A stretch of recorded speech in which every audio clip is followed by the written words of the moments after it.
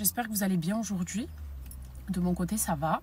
J'avais juste en fait un petit coup de gueule à passer, étant donné ce qui se passe en fait depuis quand même un bon moment, je dirais.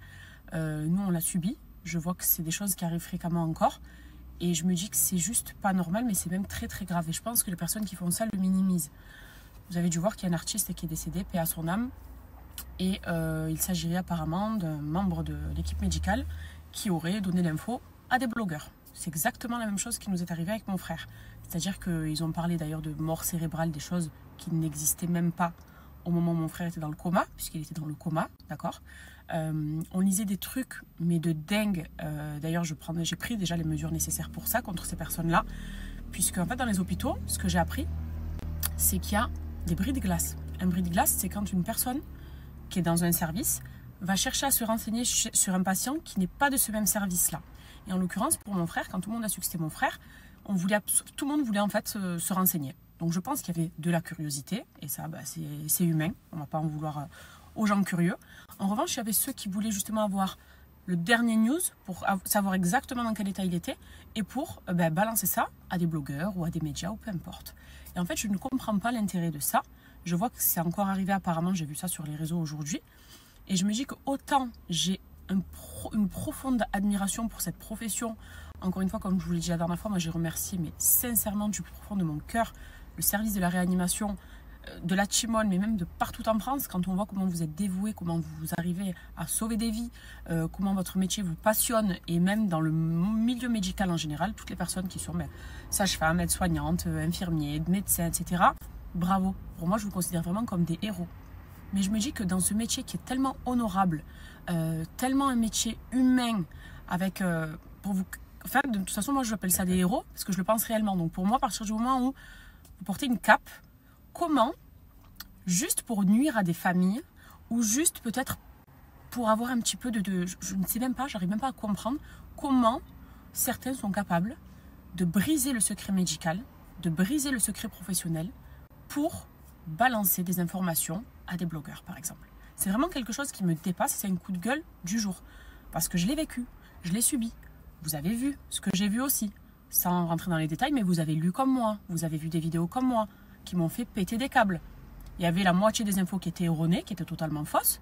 Mais même quand il y avait des infos qui étaient plus ou moins, même si ce n'était pas exactement, mais qui se rapprochaient de ce qui se passait, ça venait de la part d'infirmiers ou de personnel qui bossaient dans le service.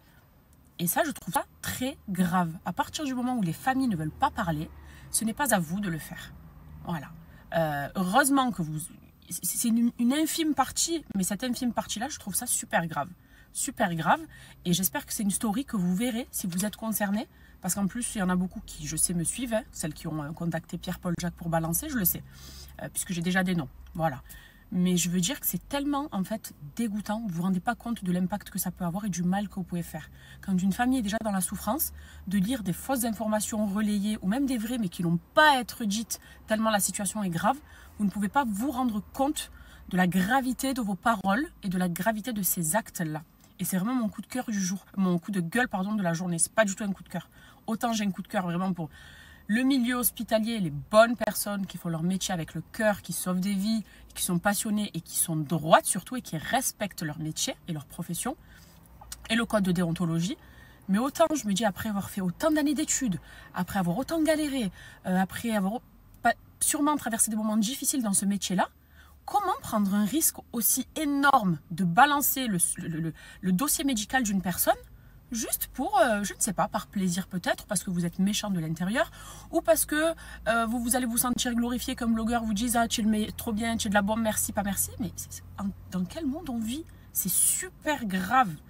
Et nous, on l'a vécu. Donc moi, ça me rend dingue. Et quand je lis que ça arrive encore et encore, et que d'autres personnes, d'autres familles en souffrent, d'autres personnes doivent avoir la rage, comme nous, on a pu avoir la rage, ben, je suis désolée, je ne peux pas le garder. Voilà. Et c'était vraiment un coup de gueule que j'avais à faire aujourd'hui, parce que déjà, j'en ai pas assez parlé me concernant. Et de toute façon, quand ça va tomber, ça va tomber. Voilà, parce que je ne laisserai rien passer, sachez-le. J'ai eu un mois où j'ai fait quasiment que ça. C'était des pleurs, de la présence à l'hôpital du matin au soir, et en parallèle, prendre les mesures nécessaires pour le mal qui a été fait à mon frère. Déjà qu'il était assez dans le mal, mais pour ces ragots, ces potins, alors que c'était peut-être des personnes qu'on voyait en blouse blanche tous les jours, je n'accepterai jamais.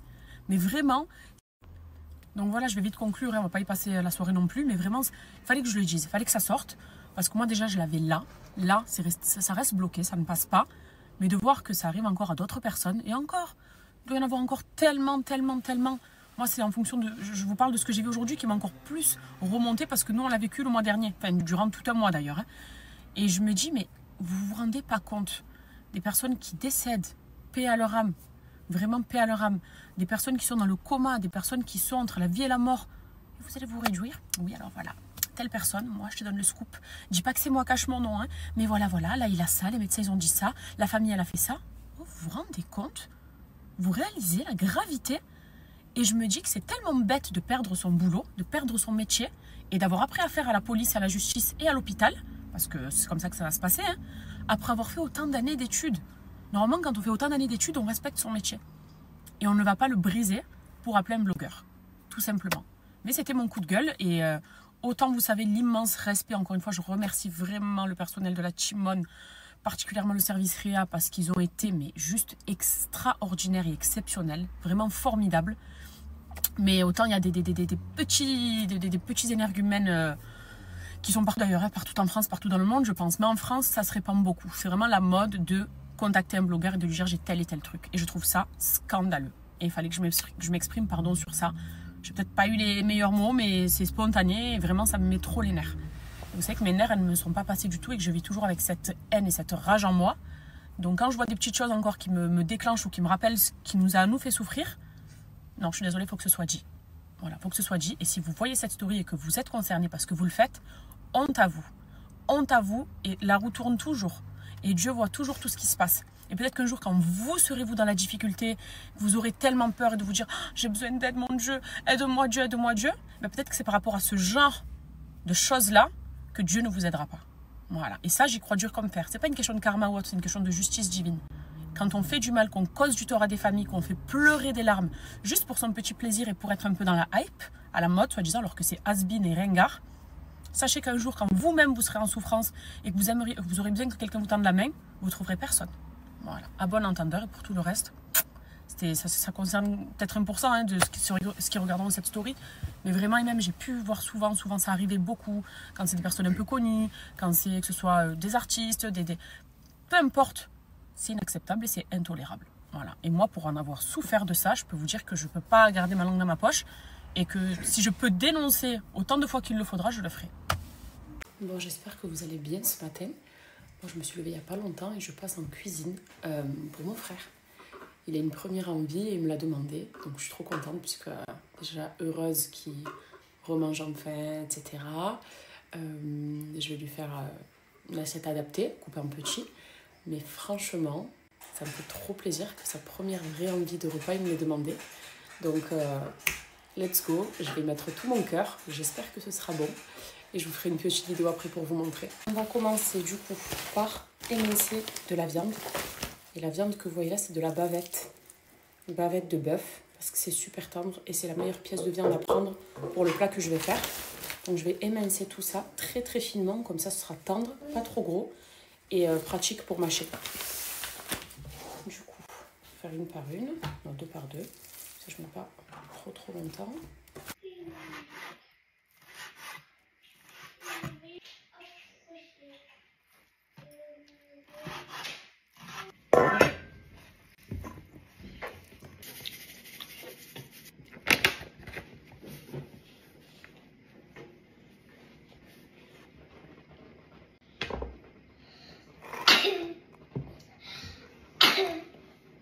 Ça va mon cœur? Quoi? Ça va? Oui.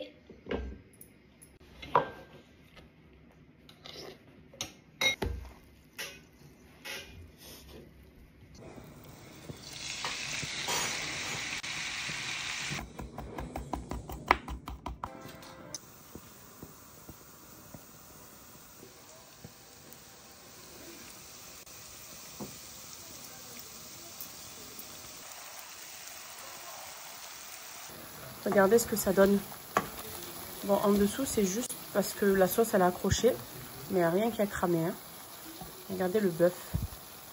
Je viens de goûter un petit morceau. Il est hyper tendre, donc je pense que je vais arrêter ma cuisson. Donc là, je vais dresser sont super.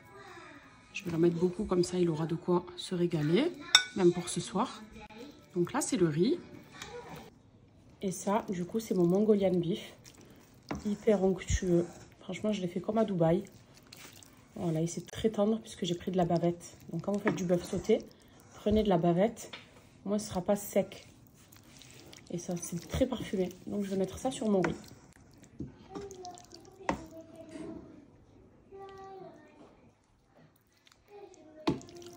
Ça sent trop bon.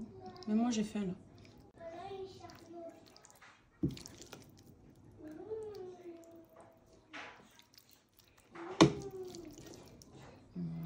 Voilà.